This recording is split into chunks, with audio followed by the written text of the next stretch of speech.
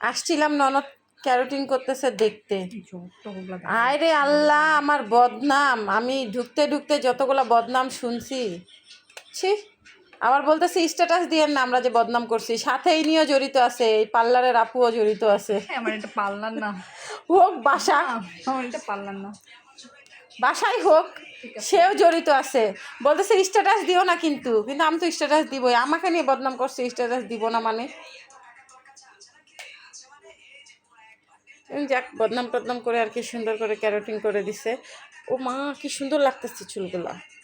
Wow, এই তোমার চুলের থেকে আমার হাত সুন্দর, দেখো কি সুন্দর মেহেন্দি লাগাইছি, সত্যি সুন্দর লাগছে। কালারটা নিচেকাল মেহেদিগুলো আবার সুন্দর লাগে দেখতে, রং একটু কম হয়।